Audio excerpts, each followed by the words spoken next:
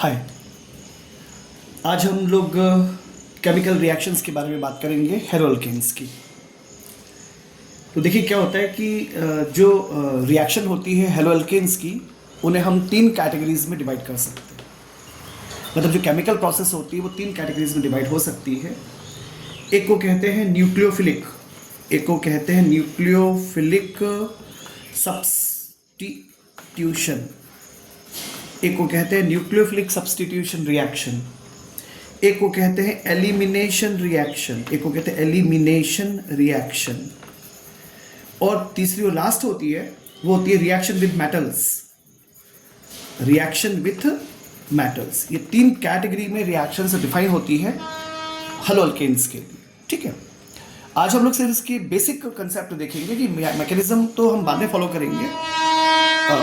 Process कुछ ऐसा imagination किया है कि सबसे पहले हम न्यूक्लियोफिलिक सब्स्टिट्यूशन क्या होता है, कैसे हो पाता है, इसे देखेंगे। फिर इसके एग्जाम्पल्स देखेंगे और फिर हम इसकी मैकेनिज्म, जिसको हम SN1 और SN2 कहते हैं, हम उसको स्टडी करेंगे। एक साथ लेक्चर कवर करने से थोड़ा बड़ा हो जाएगा, तो फिर इसको कुछ पार्ट्स में डिवाइड कर देते हैं।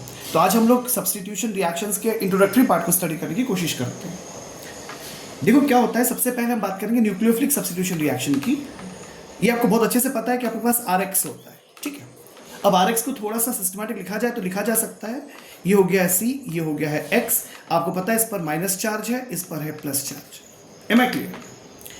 ये जो दिख रहा है आपको सामने, ऑफ कोर्स हम इसको अगर ऐसा नहीं लिखना चाहते तो आप इसको ऐसा लिखो, ऐसे लिखो, ऐसे लिखो, और यहां पर एक loan pair of electron show करो, और यहां पर शो करो X को, इस पर माइनस डेल्टा, इस पर प्लस डेल्टा।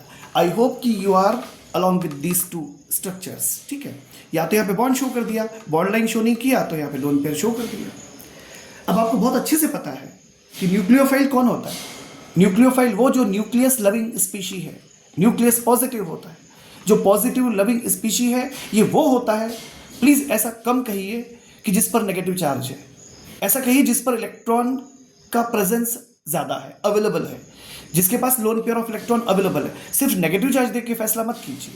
जैसे मान लीजिए H2O है, अब H2O के ऊपर तो कोई चार्ज नहीं है, पर ऑक्सीजन के पास तो loan pair of electron available है ना, तो ये क्या कहलाएगा? न्यूक्लियोफाइल या न्यूक्लियोफिलिक रिएजेंट। सिमिलरली अगर आप अमोनिया पे बात करें तो अमोनिया के पास भी एक लोन पेयर अवेलेबल है, चार्ज तो नहीं है इसके पास, लेकिन इसके पास क्या है? एक लोन पेयर है। तो इलेक्ट्रॉन रिच स्पीशीज जो होती हैं वो न्यूक्लियस लविंग स्पीशी होती हैं, है ना। जिनके पास इलेक्ट्रॉन ज्यादा होते हैं उनको पॉजिटिव की जरूरत होती है, दरकार होती है, आप यूं कह सकते हैं। तो डेफिनेटली इन स्पीशीज को हम दिमाग में रखेंगे। न्यूक्लियोफिलिक में क्या होगा, कॉन्सेप्ट क्या कहता है कि मान लीजिए एक न्यूक्लियोफाइल है, डेफिनेटली इसके पास इलेक्ट्रॉन का पेयर अवेलेबल होगा।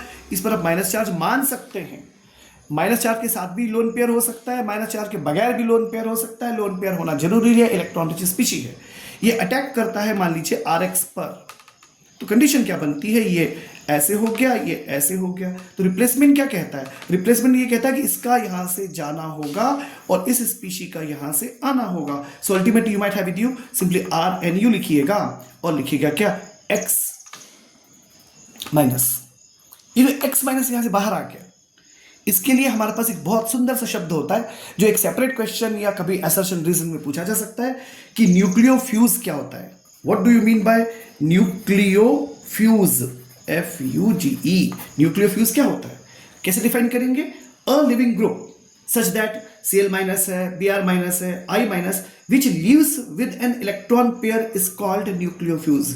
विच leaves with an electron pair, with an electron pair, without को हम पहले पढ़ चुके हैं, उसे बोलते हैं इलेक्ट्रोफ्यूज, इसे बोलते हैं न्यूक्लियोफ्यूज। मतलब विच leaves with an electron pair, ये यहां से इलेक्ट्रॉन पेयर के बिना जो है चला जाता है, उसे बोलते हैं क्या? उसे बोलते हैं क्या? ऑफ कोर्स मतलब इलेक्ट्रॉन पेयर को, मतलब इसको यहां से छोड़ देगा ये, along with the pair of electron, उसे कहा जाता है न्यूक्लियोफ्यूज।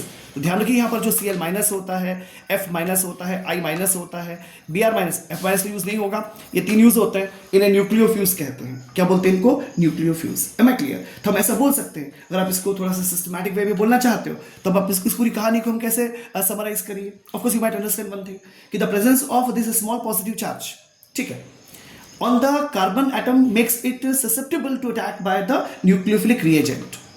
Am I clear? So when a nucleophile stronger than the halide ion approaches the positively charged carbon of an alkyl halide Obviously the halogen atom with its bonding pair of electron is displaced and a new bond between the carbon atom and the incoming nucleophile is formed. Am I clear? यानी ये जो RX का existing bond है टूटना होगा.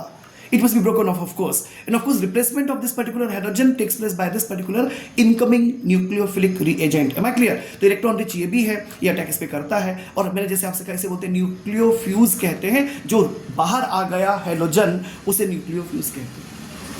ये बात दिमाग में रखिएगा. हम इसको ऐसा भी तो बोल सकते हैं ना कि such reactions in which a stronger nucleophile displaces a weaker nucleophile are called nucleophilic substitution reactions. And the atom or group which departs with its bonding, of course, bonding pair of electrons is called the leaving group. Am I clear? Listen, its statement is excellent. कि better the leaving group, more facile is the nucleophilic substitution reaction. Leaving group जितना अच्छा होगा, better होगा, वो nucleophilic reaction उतनी ही फैसाइल होगी, और उतनी ही ऑफ कोर्स कंफर्टेबल होगी. Am I clear to you? तो this is very important feature. ध्यान दीजिएगा कि अडॉप्टेशन किस चीज का होता है. जो अगर हम सोचें कि हैलाइड आयंस में ग्रुप डिपार्ट का सीक्वेंस क्या हो सकता है, तो I minus is better in comparison to Br minus is better in comparison to Cl minus is better in comparison to F minus. Am I clear? तो ये एक इंपॉर्टेंट एस्पेक्ट होता है. You must be careful. एक छोटी सी बात और कहते हैं, ध्यान से देखिएगा. न्यूक्लियोफिलिक रिएक्शन का अपन जनरल सेगमेंट क्या बना सकते हैं, वैसे ऊपर लिखा जा चुका है, एक बार फिर लिख देते हैं बिना इलेक्ट्रॉन शो किए. Nu माइनस लिख लीजिए, प्लस कर दीजिए Rx को, और आप बना रहे हैं क्या RNU, और आपने X माइनस को बाहर कर दिया. यानी सीधी सीधी भाषा में सब्सटीट्यूशन यहां पर आपने परफॉर्म किया है. अगर हम कुछ स्पेसिफिक किस्म के सब्सटीट्यूशन के एजेंट्स देखें, न्यूक्लियोफिलिक अटैक देखें उनके, तो शायद आपको समझने में आसानी होगी और आप इसको आगे यूज भी कर पाएंगे एक अच्छे लेवल पे. जैसे मान लीजिए आपके पास रीएजेंट है. Suppose let me right here the reagent. Reagent मेरे पास क्या है, से NaOH. तो NaOH में न्यूक्लियोफाइल कौन सा है, न्यूक्लियोफाइल इसमें OH minus. Am I clear? चलिए, आपके पास है सपोज KOH, तो न्यूक्लियोफाइल कौन है आपके पास, वही OH माइनस. ठीक है. अगर मान लीजिए आपके पास है मॉइस्ट Ag2O, ध्यान दिखिएगा, मॉइस्ट, ये हम इसका भी यूज कर सकते हैं. मॉइस्ट सिल्वर का ऑक्साइड है, इसमें क्या होता है, इसमें भी होता है क्या, यही OH माइनस. तो ध्यान दीजिएगा, मॉइस्ट में भी होगा OH माइनस, मॉइस्ट Ag2O में भी होगा OH माइनस. तो दिमाग में रखिएगा. सिमिलरली मैं आपसे पूछूं कि H2O में क्या होगा, न्यूक्लियोफाइल, तो प्लीज OH माइनस कहने की गलती मत कीजिए, कहिए यहां पर H2O में H2O ही है. Am I clear? मैं आपसे कहूं कि एल्कोक्साइड है, RONA है, तो आपको पता है ना यहां पे क्या हो जाएगा, यहां पे हो जाएगा क्या, RO माइनस. ये क्या है, एक न्यूक्लियोफाइल है. H2 न्यूक्लियोफाइल है, RONA सोडियम का एल्कोक्साइड है, इसमें जो एल्कोक्साइड आयन है वो न्यूक्लियोफाइल है. Am I clear? सपोज आपसे मैं कहूं कि KI में I माइनस न्यूक्लियोफाइल है. मैं आपसे कहूं कि NaI सोडियम का आयोडाइड, इसमें क्या है, आयोडाइड आयनस माइनस जो है वो न्यूक्लियोफाइल है. Am I clear? अच्छा, मैं आपसे पूछूं अमोनिया में, तो अमोनिया में अमोनिया ही न्यूक्लियोफाइल है. इसमें से आप प्लीज H+ या NH2 करने की कोशिश मत कीजिए. NH3 में NH3 ही न्यूक्लियोफाइल है. मान लीजिए आपने प्राइमरी अमीन्स ले लिए, RNH2, तो RNH2 में क्या हो जाएगा, of course RNH2 he nucleophile है. ध्यान दीजिए क्योंकि इनके पास lone pair of electron available है. ठीक है. अगर मैं आपसे ऐसा कहूं कि सेकेंडरी अमीन मेरे पास अवेलेबल है, मैं आपसे कहूं R2NH है, तो ये अपने आप में न्यूक्लियोफाइल है. अगर मैं आपसे कहूं, am I clear to you? यानी कहने का मतलब प्राइमरी अमीन हो गया, सेकेंडरी अमीन हो गया, ये अपने आप में न्यूक्लियोफाइल है, इसमें से कुछ रिमूव करने की जरूरत नहीं है. ऑफ कोर्स मैं आपसे कहूं कि KCN पोटेशियम साइनाइड, इसमें क्या होगा, ये जो साइनाइड होता है ट्रिपल बॉन्ड N, ये जो साइनाइड आयन होता है ये क्या होता है, ये अपने आप में न्यूक्लियोफाइल हो गया है. Am I clear? AgCN कहेंगे, ध्यान दीजिएगा, AgCN में भी क्या होगा, ऑफ कोर्स AgCN में क्या होगा, ध्यान से सुनिएगा, AgCN में साइनाइड मत बोलिएगा. एक इंपॉर्टेंट क्वेश्चन आ जाता है AgCN और KCN का.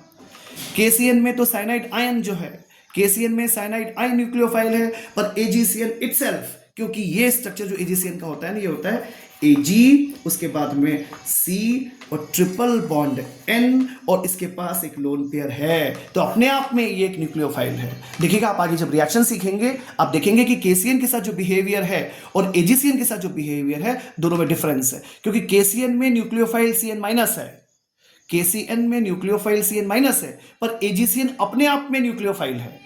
तो AgCN में टूट फूट नहीं होगी, इस AgCN अपने आप में न्यूक्लियोफाइल है. एक इंपॉर्टेंट जजमेंट है, आगे आप इसको और समझने की कोशिश कर सकते हैं. सिमिलरली आप बात कर सकते हैं जैसे KNO2 है, KNO2 पोटेशियम का नाइट्राइट है, इसमें क्या होगा, O double bond NO minus. ये क्या होगा, ये इसमें न्यूक्लियोफाइल होगा. ये क्या होगा, इसमें न्यूक्लियोफाइल. KNO2 में ONO न्यूक्लियोफाइल है। लेकिन मान लो मैं आपसे कहूं कि AgNO2 तो इसमें क्या हो जाता है, इसमें हो जाता है AgON डबल बॉन्ड ऑक्सीजन और इसके ऊपर लोन पेयर। तो ये जो दिख रहा है, अब ध्यान से देखिएगा कि इलेक्ट्रॉन रिच स्पीशीज कौन सी है। यहां पर इलेक्ट्रॉन रिच स्पीशी ये है और यहां पर इलेक्ट्रॉन रिच स्पीशी ये है। आप आगे जब रिएक्शंस को पढ़ेंगे तो आप देखेंगे कि जो बिहेवियर जैसे ऊपर हुआ था, KCN के साथ जो बिहेव था वो AgCN के साथ नहीं होता। सिमिलरली AgNO2 के साथ जो बिहेवियर है वो KNO2 के साथ नहीं होगा।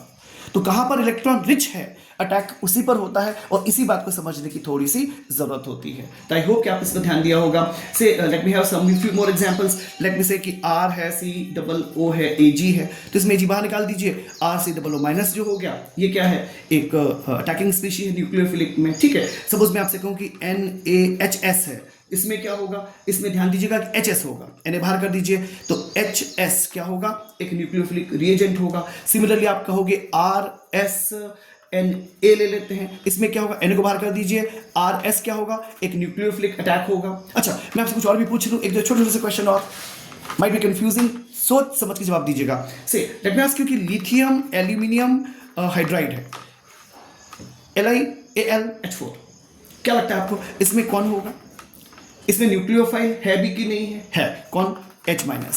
ध्यान रखिएगा इसमें न्यूक्लियोफाइल H- है। Am I clear. और लास्ट में छोटा सा स्टेटमेंट और कह रहा हूं, सपोज आपके पास R कोई अल्काइल ग्रुप है और मेटल से जुड़ा हुआ है, तो इसमें जो R होगा ना, ये क्या होगा, ये R जो दिख रहा है ये क्या होगा, ये होगा एक न्यूक्लियोफाइल। तो इन कुछ चीजों को ध्यान रखिएगा, पर्टिकुलरली जैसे LiAlH4।